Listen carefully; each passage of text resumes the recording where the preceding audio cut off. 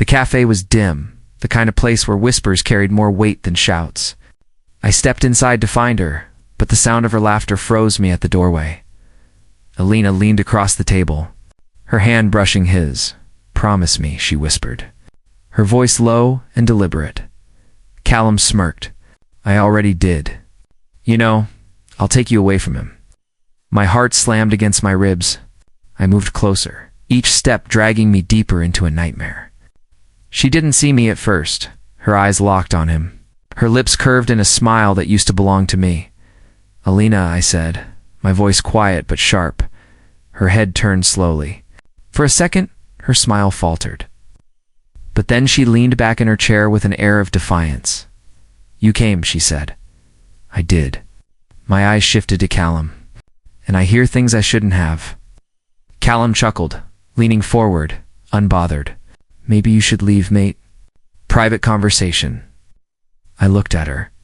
"Private? With my girlfriend?" Her eyes glimmered with something dangerous. "Don't make a scene." I sat down across from them, refusing to give him the satisfaction of leaving. "You could have told me." Lena tilted her head, her lips parting in a lazy smile. "Told you what? That you bore me? That I need more than silence and comfort?" Callum placed his hand on hers, deliberately slow. "She deserves someone who can match her fire." I clenched my jaw, but I refused to give him the reaction he wanted. "You deserve honesty, Elena. Not this." She laughed, a short, sharp sound. "Honesty? You call this honesty? You sit, you watch, you wait.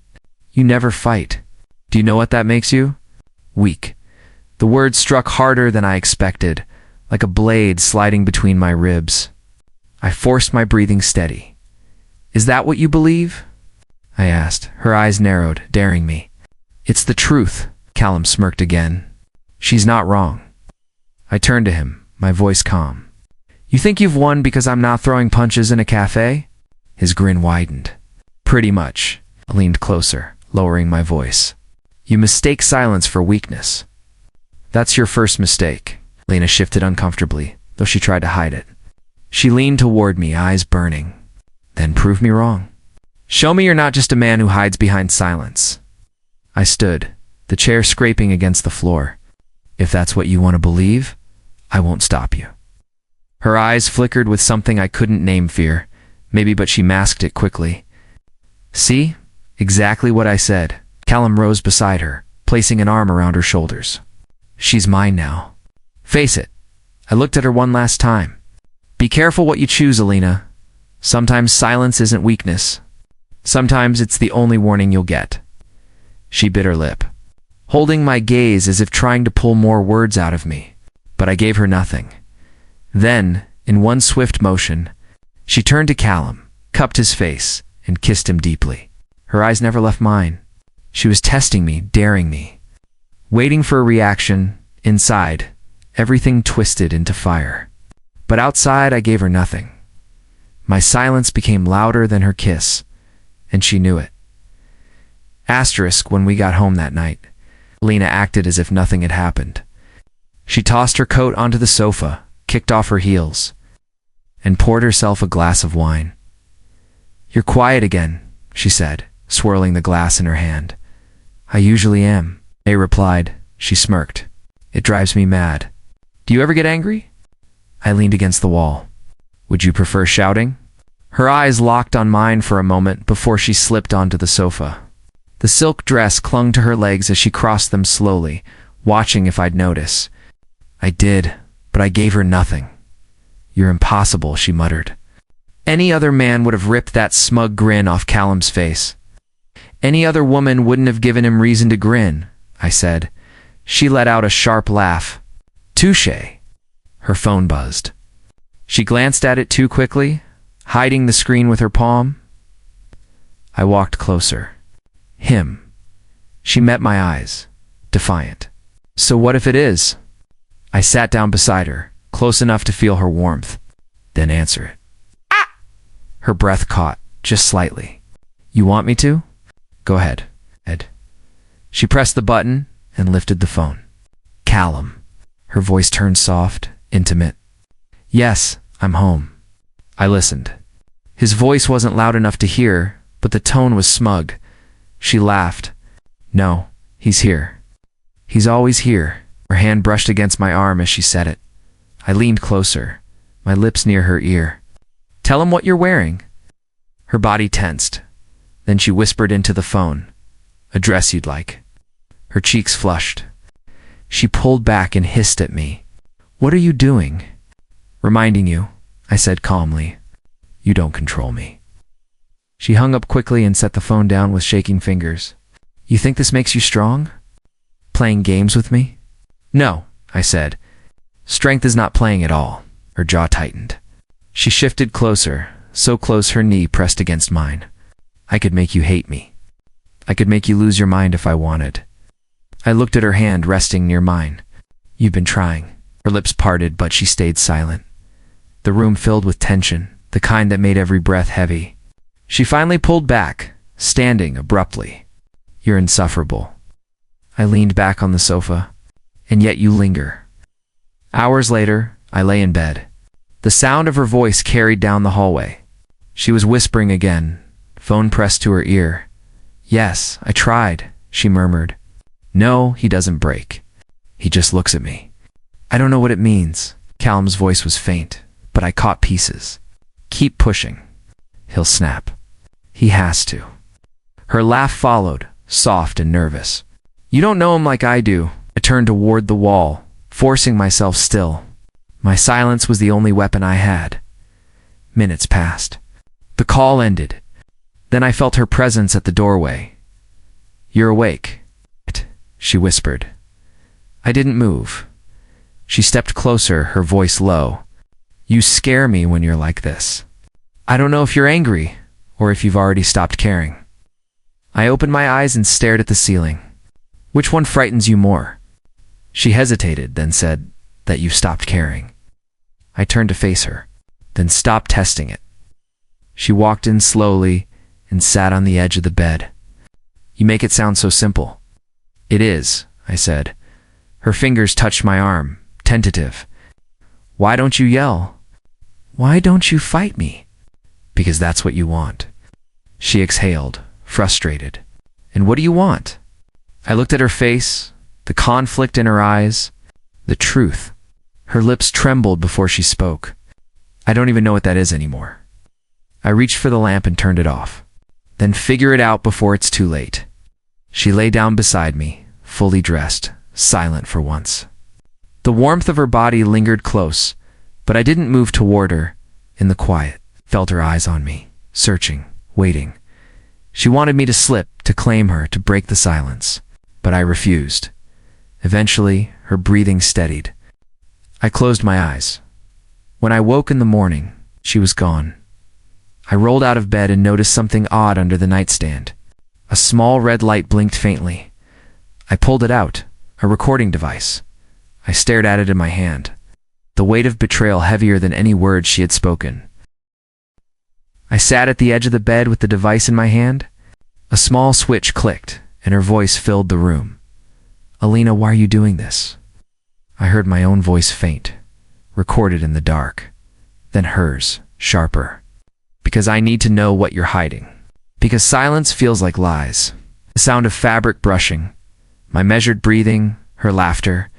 Pathetic, she whispered on the recording. He just sits there. No fight, no fire. I shut it off before my chest tore open.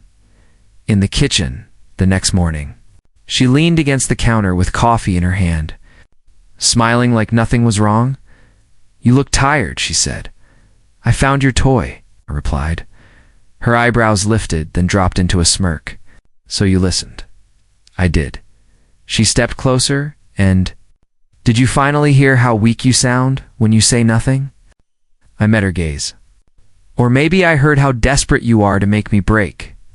Her lips curled upward. You think this is desperation?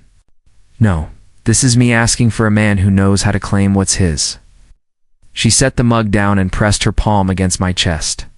Do you know what Callum said about you? I don't care what he said. She leaned in, her breath brushing my neck. He said you're scared of me. That's why you don't fight. That's why you hide in silence. I placed my hand over hers, holding it still. You think silence means fear? It doesn't. She tilted her head, daring me with her eyes. Then prove it. Right now. Show me you're not afraid to lose me. I didn't move. I let the moment stretch until her smirk faltered. She pulled her hand back. You're infuriating, she snapped. Because you can't move me the way you thought you could. Her jaw tightened. But instead of leaving, she brushed past me deliberately, her silk dress sliding against my arm. Maybe I'll wear something tonight that does move you. That evening, she made good on her threat. She walked into the living room in a tight black dress, one I had never seen before. Her perfume hit me first, then the sharp sound of her heels against the floor. Do you like it? She asked, spinning slowly, letting the fabric hug her curves. I closed the book in my hands. You already know the answer. Her eyes narrowed. Then say it. Ah! I shook my head. You don't want the truth. You want reaction? She stepped forward until her knee touched mine, where I sat. You make me crave your reaction. That's your fault. I looked up at her. Then crave it all you want. Her breath caught, and she bent lower, whispering near my lips. One of us is going to break, and it won't be me. I leaned back in my chair. We'll see. Her frustration spilled over. She grabbed her coat, stormed out, and slammed the door. Hours later, the sound of the lock clicking woke me. I stayed still as she stumbled in, heels in her hand, dress slightly undone. She thought I was asleep. He didn't even touch me. She whispered to herself, voice shaky. Why do I care what he thinks? The mattress dipped as she slid beside me. She pressed against me, close enough that her breath touched my skin. Say something, she whispered in the dark. Anything. I remained still, every muscle controlled. Her fingers traced down my arm, tentative, searching. Please, she murmured, softer now. Don't let me keep falling. I kept my silence. She turned away with a frustrated exhale. Pulling the blanket over herself, in the quiet that followed, I heard a faint buzz from her phone. She tried to answer quietly, but Callum's voice carried just enough. Did he break yet? No, she whispered. He just stares at me like he knows something I don't. Callum chuckled. He will, soon. Everyone breaks. And when he does, that's when we'll win. I lay there, eyes open in the dark, my jaw tight. My silence had become their game. But games can be turned. Asterisk, the dining room buzzed with chatter and clinking glasses, but I heard only her laughter. It was sharp, exaggerated, and too close to Callum. I leaned back in my chair, letting the candlelight flicker across my glass of wine. Alina. You're impossible, Callum said, grinning as though he owned the room. She touched his arm, her fingers lingering far too long. You love it, she said, her voice pitched just enough for me to hear. I sipped my wine slowly. Enjoying yourselves? I asked, my tone steady. Alina glanced at me, a glimmer of mischief in her eyes. We were just reminiscing about that trip to Brighton. You wouldn't remember, would you? I remember everything, I replied. Her smile widened. She leaned closer to Callum, whispering something that made him chuckle. His hand brushed against hers on the table, casual to everyone else, deliberate to me. Across from us, one of our friends cleared his throat. So, how's work been treating you? He asked me, trying to shift the focus. Busy, I said, keeping my voice calm. But manageable. Elena giggled again, tossing her hair back. Callum says he might take me sailing next weekend. Can you imagine? Me on a boat. I placed my glass down gently. Sounds like you're already planning your escape, I said, my eyes fixed on her. The table went quiet for a second. Callum smirked, breaking it with a loud laugh. Only if he lets you go, Alina. Her gaze flicked to mine, daring me to react. I didn't. Halfway through dinner, she grew bolder. Her hand slid onto Callum's thigh, right in front of me. I saw the flicker of discomfort in the eyes of the woman sitting beside her. She shifted uncomfortably, pretending to focus on her plate. Alina, I said softly. Almost a whisper. She looked at me with feigned innocence. What? You're forgetting yourself, I said. She tilted her head. Maybe I'm just remembering what it feels like to be wanted. The words cut, but I didn't flinch. If you wanted a reaction, you'll have to try harder, I told her. Her lips tightened. For the first time that evening, her laughter faltered. After dinner, I helped her into her coat. She was tipsy, her movements clumsy, her perfume filling the space between us. "Let Callum take me home," she said with a lazy grin. "Callum left 10 minutes ago," I said. Steadying her as she nearly tripped on the steps, she leaned against me, her breath warm against my neck. "You're always so calm. Doesn't it burn you?" Watching me with him. I held her closer, my grip firm. "Not in the way you think." She laughed again, though softer this time. "You're lying. I see it in your eyes," said nothing, guiding her through the night air. Sword home. When we reached the flat, she sagged against me as I unlocked the door. I carried her inside, her silk dress brushing against my skin, her hand gripping my shirt weakly. "You should hate me," she whispered. "Maybe," I said. Lowering her onto the sofa, her eyes fluttered, heavy with drink. "But you don't." I studied her face, the cracks in her confidence showing at last. "You think silence means weakness?" I said quietly. "But silence can be something else." Her breathing slowed, her body sinking into the cushions. For a moment, her mask slipped. "Don't leave me," she murmured, her words blurred by sleep. "Not like he will." I froze. "What did you say?" I asked, but her eyes had closed. Her lips parting with shallow breaths.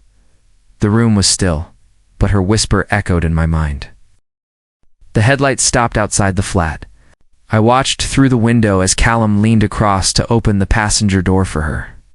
Alina stepped out slowly, brushing her hair back. Her smile, too wide for someone just saying goodnight, she walked in without knocking. Tossing her bag on the counter, "Callum drives better than you," she said, slipping off her heels. "Does he?" I replied. Keeping my voice steady, her laugh was sharp. "Don't act like it doesn't bother you. I can see the way you look at us." I set my glass down. "What do you see?" "Resentment," she whispered, moving closer. She tilted her head, showing a faint lipstick smear along her neck, deliberate bright against her skin. "Do you like the color?" I met her gaze. "You wore it for me, not him." Her smirk faltered, just for a second. "You think too much." I stepped past her, brushing against her arm, not stopping to react. She turned quickly, following me. "Say something real for once," she demanded. "Shout at me, grab me. Prove you care." I faced her. "You confuse care with chaos." She bit her lip, eyes narrowing. "And you confuse silence with strength?" "Maybe silence is strength," I said. She let out a laugh that sounded more like frustration than amusement. "You're impossible." That night I woke to the sound of the bedroom door creaking open. I didn't move. The mattress dipped as she climbed in, slipping under the covers. Her body pressed against mine, warm, insistent. "You're not asleep?" she whispered. "No." Her hand rested on my chest. "I hate how silent you are, yet you keep coming closer," I said. She drew a shaky breath. "Because it feels worse when you're far." I turned my head, our faces inches apart. "Do you want me to break?" Her lips curved, but her eyes betrayed her. "Maybe. Or maybe it's you," I said quietly. She froze, her breath catching. Then she pulled back suddenly, turning onto her side. Her back to me, the room stayed silent except for the sound of her uneven breathing. In the morning, she dressed quickly, barely meeting my eyes. "Callum's picking me up," she muttered. I nodded. Of course. Her hands trembled slightly as she fastened her necklace. She caught me watching and forced a smile. "You can't keep winning by saying nothing." "Who says I'm trying to win?" I said. She stared for a moment, then left, slamming the door harder than she needed to, hours later. My phone buzzed on the counter. A message lit up the screen. It was from Callum. "If you're too weak to claim her, I will take her for good." I read the words twice, then placed the phone face down. My silence had reached him too. Asterisk, I had just locked the door behind me when I heard his voice. So this is where you hide. Callum leaned against the hallway wall, arms crossed, his smirk practiced. Alina stood a step behind him, her eyes restless, shifting between us. "You didn't knock," I said. He chuckled. "I don't knock for men who don't matter," Lena whispered sharply. "Callum, stop," but he stepped forward, closing the space. "I'll make it simple. She'll be mine within the week. You've already lost. All that's left is how you handle the humiliation." I looked at him, then at her. She avoided my gaze, fingers twisting the strap of her purse. "You think silence protects you?" He continued. "It doesn't. It only proves you're too weak to keep her," I answered evenly. "If strength is measured in noise, you must feel very strong right now." His jaw tightened, the smirk slipping. "Say what you want." "She's leaving, Alina?" I said quietly. "Is that true?" Her lips parted, but no sound came. She looked at him, then at me, as if torn by an answer she didn't dare give aloud. Callum grinned, filling the silence for her. "She doesn't need to say it. I'll take her. Watch me." I stepped aside, opening the door. "Then take her now." The air shifted. Alina froze in the doorway, her eyes wide, her breath shallow. Callum reached for her arm, but she pulled back slightly. Just enough for me to notice. "Go on," I said softly. She shook her head quickly. "Not like this." Callum laughed again, though it sounded strained. "He's bluffing. He'll beg when he sees you walk away." Said nothing. Alina pushed past both of us, muttering, "I need air." The sound of her heels faded down the corridor. Leaving Callum standing stiff, his confidence cracked. He jabbed a finger toward me. "Your silence won't save you. It will destroy you." Then he stormed out. That night, she came back later than usual. I was sitting on the sofa when the door opened. She stepped inside slowly, wearing a red gown that clung to her like fire. "You didn't wait up for me," she said softly. "I'm awake." Heels clicking against the floor, then sank down beside me. Too close. Her perfume was stronger than usual, deliberate. "You don't say much," she whispered, brushing her shoulder against mine. "But I know you're thinking about me." I turned toward her. "And what are you thinking about?" "That maybe you'll regret letting me go." Her hand trailed lightly across my sleeve, a touch that lingered. I searched her eyes. Beneath the smirk, beneath the taunting, there it was. A flicker of fear. "Alina," I said, voice steady. She leaned in, lips almost brushing my ear. "If I go with him, you'll regret it forever." I breathed in slowly. "Go with him if you wish." She pulled back instantly, her face paling, her body stiff. The silence that followed was heavier than any words. Asterisk, she didn't leave after I told her to go with him. She stayed. But everything changed. Callum stopped showing up at the door. His car no longer idled outside late at night. The texts that once made her smirk now made her frown. I noticed her scrolling, staring at the screen like she was waiting for something that never came. One evening she dropped her keys on the counter inside. "He's busy. Meetings, calls. You know how men like him are?" I kept my focus on the glass in my hand. "Do I?" Her eyes narrowed. "You're enjoying this, aren't you?" "Enjoying what?" "Watching me fall apart?" I set the glass down. "You wanted freedom? Now you have it." Her lips parted, ready to fire back, but no words came. She turned away instead, her shoulders stiff. The next few days, she came home later and later. When she walked in, her laughter felt forced, too loud, too bright. I didn't ask where she had been. She wanted questions. I gave her silence. On Thursday, she appeared in the kitchen wearing the black dress she used to save for our anniversaries. She leaned against the counter, arms folded. "You're not going to say anything?" "You look the same as you did before." "The same." Her voice cracked. "That's all you see?" "You wore it for me, didn't you?" Her face flushed, and she turned sharply, pretending to check her phone. "You're impossible." At work the next day, a colleague named Leela leaned over my desk, laughing at a joke I made. She touched my arm lightly, casual, but I felt eyes burning into me. Alina had walked in. When I looked up, she stood frozen at the door, her jaw tight, her hands clenched at her sides. She stared at Lila, then at me. And I saw something I hadn't seen in weeks: jealousy. She stormed out before I could say anything. That night, the apartment smelled like rosemary and garlic when I stepped inside. She was at the stove, cooking a meal she hadn't made in years. "I thought you'd be hungry," she said without turning. "I already ate." Her shoulders tensed. "You could at least try." "Try what?" She spun, holding the spoon like a weapon. "Try letting me in. Try giving me something. You sit there like a ghost, watching me drown." I walked past her, loosening my tie. "You wanted fire? I gave you silence." She dropped the spoon into the pot, sauce splattering. "You think this is strength? You think ignoring me makes you powerful?"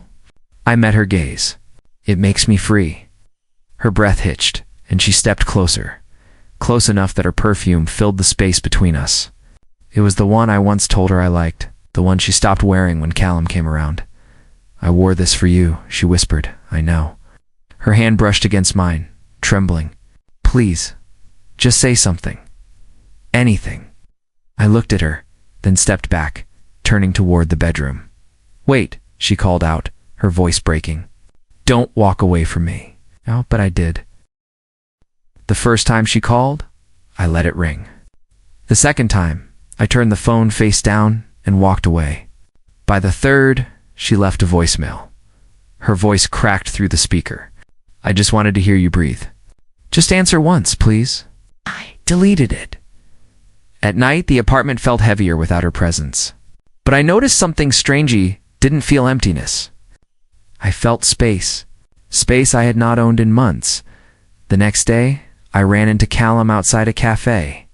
He leaned against his car, sunglasses on, scrolling his phone.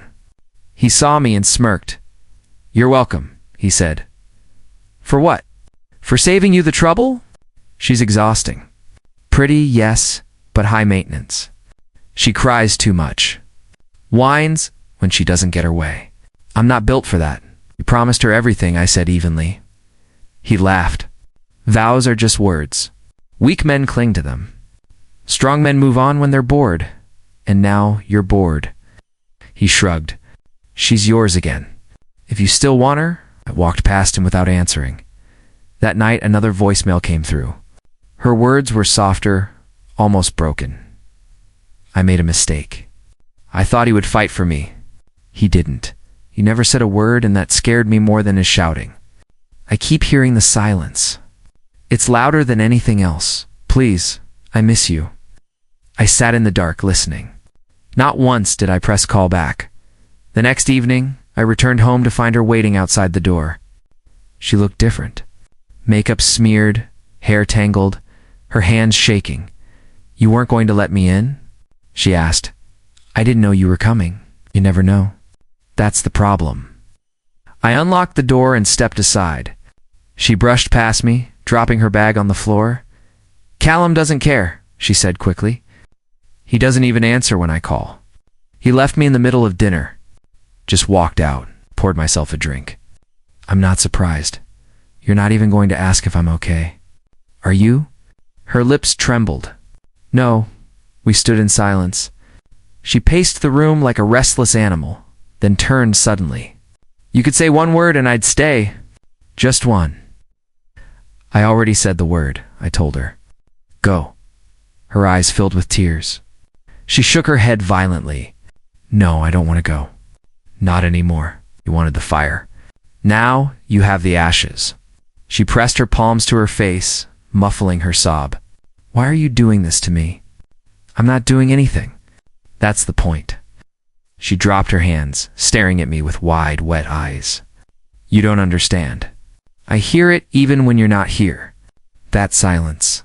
It's everywhere. I can't escape it." I didn't move. Her voice broke again. "Please, say something. Tell me I ruined everything. Tell me I don't deserve you. Tell me I deserve him. Just don't leave me with nothing." The phone on the counter buzzed. A new message. I glanced at the screen. It was from Callum. "She's yours again, if you still want her. I'm done." I let the screen fade to black. Asterisk, the knock came late. I almost ignored it, but something in the rhythm told me who it was. When I opened the door, Alina stood there, hair tangled, makeup streaked, eyes red as if she hadn't slept in days. She whispered my name like it was the last thing keeping her alive. "Please let me in." I stepped aside. She stumbled in, clutching the frame as though the doorway itself might push her back into the night. Her voice cracked. "I know I don't deserve this. I know I destroyed everything. But I can't keep standing outside your life. Not like this." I folded my arms, keeping distance between us. "You made your choice." Her breath hitched. I was blind.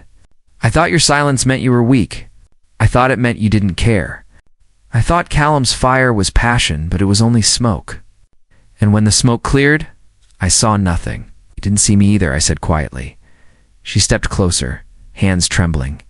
"I see you now. More than I ever have. You were strong enough to let me go when I should have been begging to stay." Her fingers reached for my shirt, curling into the fabric. Her tears soaked into the cotton as she buried her face against me. "Give me one more chance," she pleaded.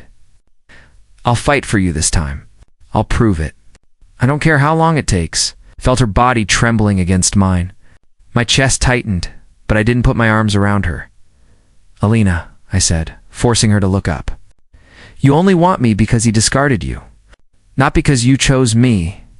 "That's not true," she cried. "I should have seen it from the beginning. You were the one who held me without needing to cage me. You were the one who stayed calm when I tried to provoke you. You were the one who didn't crumble when I left." That terrified me, because I realized I had no power over you. And now, I don't want power. I just want you. Her face lifted closer, lips trembling inches from mine. "Do you remember how it felt when you touched me? Do you remember the nights when nothing else mattered?" "I do. I remember every second." "I can make you remember too." I closed my eyes for a moment, fighting the weight of her words. My hands twitched at my sides, aching to hold her, aching to give in. But I didn't. She pressed closer, desperate. "Tell me I can earn it back. Tell me you'll give me one chance to heal what I broke, please. Don't shut me out. I can't survive your silence anymore." I pulled her hands off my shirt, holding them between us. "You're asking me to erase what you did. But silence isn't emptiness, Alina. Silence is strength. It's where I found myself again. And I won't give that up." She shook her head violently. "Then let me stay in that silence with you. I don't need noise anymore. I don't need anyone else. Just you. Only you." Her knees buckled, and she dropped onto the couch, sobbing into her hands. "You're killing me," she said. I crouched down in front of her. My voice was steady. "No. You killed us the moment you called me weak." Her sobs slowed, but her eyes lifted to mine, wide and broken. "Don't say that. Don't use those words against me, please." I stood and walked to the door. My hand gripped the knob as her voice cracked one last time. "Say something. Anything. Don't walk away from me again." I turned back, meeting her desperate gaze. My whisper cut through the room. "You called me weak. Remember that." And then I closed the door. The cafe was crowded, but the moment I saw her, the noise faded. Alina stood by the entrance, shoulders slumped, eyes darting through the room until they landed on me. She looked smaller than I remembered, stripped of the fire that once burned so recklessly. She walked toward me, hesitant, clutching her bag as though it was the only thing keeping her upright. When she reached my table, her voice trembled. "Can I sit?" I didn't answer. I only shifted my cup slightly, my silence as heavy as stone. She lowered herself into the chair across from me. Her hands shook as she folded them together. "You look different, stronger, happier." I sipped my coffee, watching her unravel. Her lips quivered. "He's gone. Callum." He walked away without a word. Said he never cared, that I was just a game. My reputation is ruined. People whisper when I walk past. Friends won't return my calls. I don't even know who I am anymore. Her voice cracked, drawing the attention of nearby tables, but she didn't care. "You were the only one who ever stayed steady. I mocked you for it. I tried to break you, and instead I broke myself. I leaned back in my chair, calm, steady, unshaken. She reached across the table, fingers grazing mine, desperate for an anchor. Please, don't leave me like this. Don't let silence be the last thing between us. Say something. Anything. Even if it's that you hate me. Just don't leave me in this emptiness. I pulled my hand back slowly, watching the pain flare in her eyes. Tears slid down her cheeks as her voice dropped to a whisper only I could hear. You win. I thought silence was weakness, but it's stronger than anything I've ever known. It's killing me, and it's the only thing you've given me. I stood adjusting my jacket, my calm presence louder than any words I could have spoken. She rose quickly, gripping my arm. Please, don't walk away. Not like this. Not forever. Her voice broke in the middle of the room, raw and pleading. The cafe grew quiet, all eyes turning toward us. I met her gaze one last time. Her tears shimmered under the light, her face pale with desperation. I held her eyes for a long moment, letting her drown in the silence she once mocked. Then I turned and walked toward the door, leaving her behind. Her voice followed me, ragged and broken. Please don't leave me like this. I kept walking. The door closed behind me, shutting her out. Outside, the air felt sharp, clean, alive. I breathed deeply, feeling the weight of her vanish with every step I took away from her, for the first time. I realized silence was never emptiness. Silence was freedom, and it was mine. Fade to black on her tears as I walked away unbroken.